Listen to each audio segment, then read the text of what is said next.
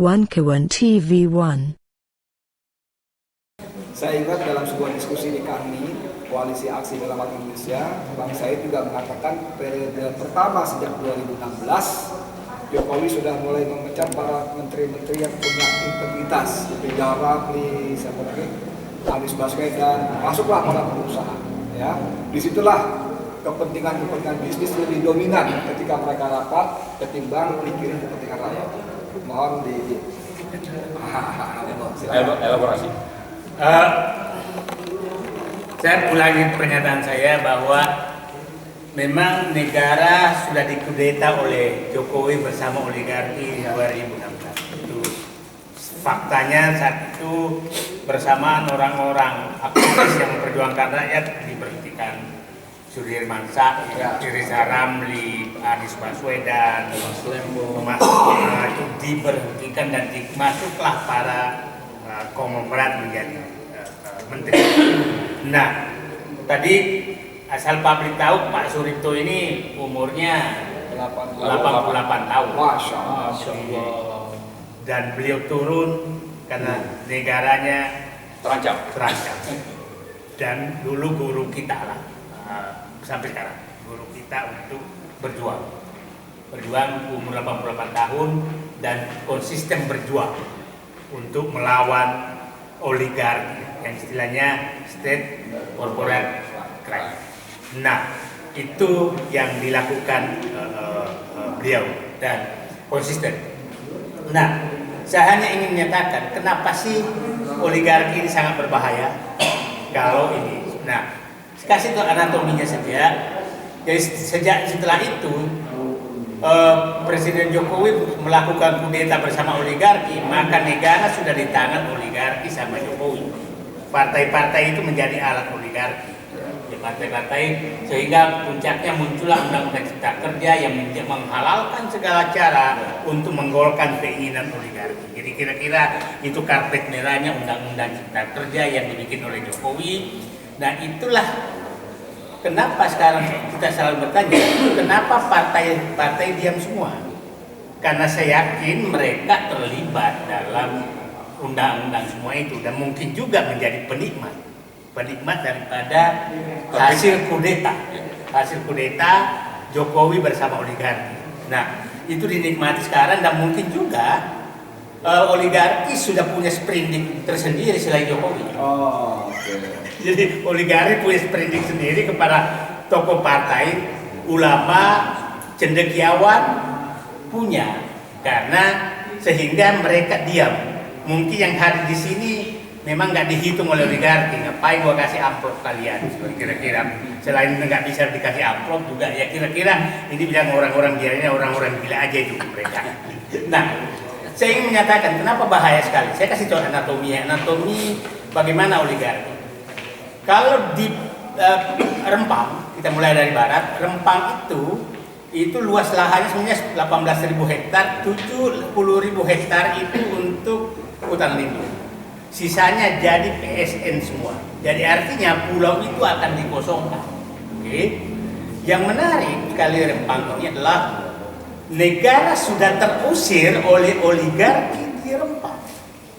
Semua aparat desa, camat itu sudah harus keluar meninggalkan Pulau Rempang. Dan perusahaanlah yang masuk berkantor di situ. Bayangkan kantor camat itu yang berkantor adalah camat diusir oleh PT dan berkantor mereka di sana. Jadi ini fakta. Kalau Pak Prabowo menyatakan tidak boleh ada dalam negara, Pulau Rempang itu sudah negara dalam negara real. Ya itu ya. Nah, yang menariknya adalah bahwa betul-betul negara sudah terusir. Nah, itu Rempang. Bayangkan nanti kosong dan yang mau dibahas nanya Pak beri kelas kami butuh 7.000. Nah, hutan lindungnya pun mau diturunkan statusnya. Jadi kira-kira akan habis. Pik 2 berbeda. Pik 2 adalah ada penyeludupan hukum karena statusnya hanya 1.700 hektar, tapi dia bebaskan hampir seluruh sebagian besar. Jadi itu benar dengan pemaksaan. Nah, waterfront Surabaya Waterfront Land Surabaya itu berbeda lagi kasusnya. Adalah mau membangun kota di reklamasi 1140 hektar.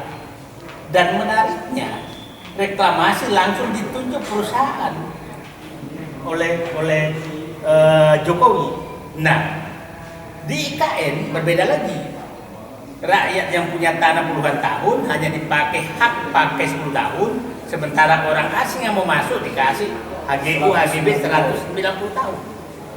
Jadi kesimpulannya adalah Jokowi ini betul-betul sudah menjual negara tanah air ini, kepada oligarki. Nah, itu yang di perkotaan, yang di pedesaan lebih parah lagi.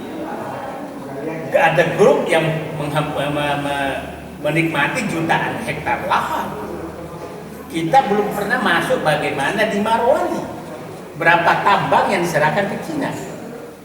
Ya, almarhum Faisal Basri sudah membuka. Nah, kita belum datang ke Maluku Utara, kita belum datang ke Kalimantan boksit, kita belum datang ke perkebunan dan kelapa sawit di Kalimantan, Sumatera, ATI semua itu oligarki semua yang menguasai. Jadi kita ini betul-betul sudah tanah kita sudah diserahkan oleh Jokowi kepada oligarki dan asing.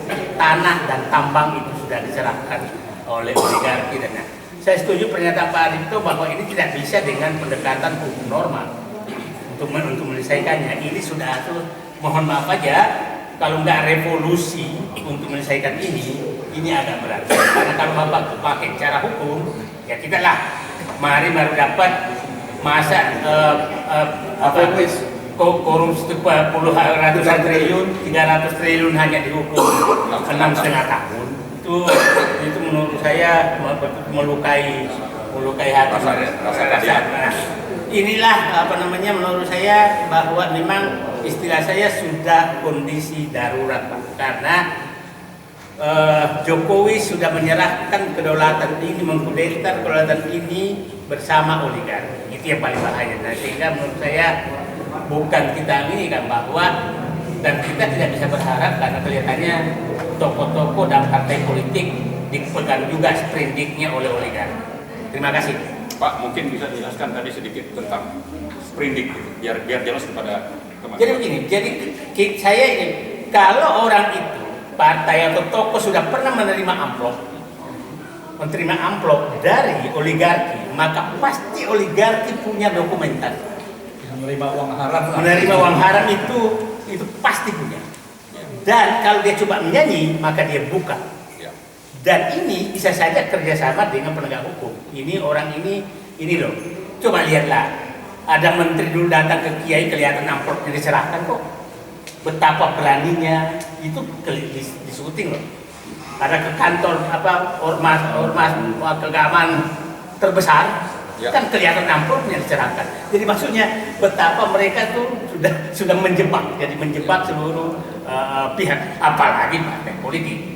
Sebagai partai politik. Jadi kira-kira menurut saya mereka sudah terpenjara oleh oligarki. Jadi kita tersandra.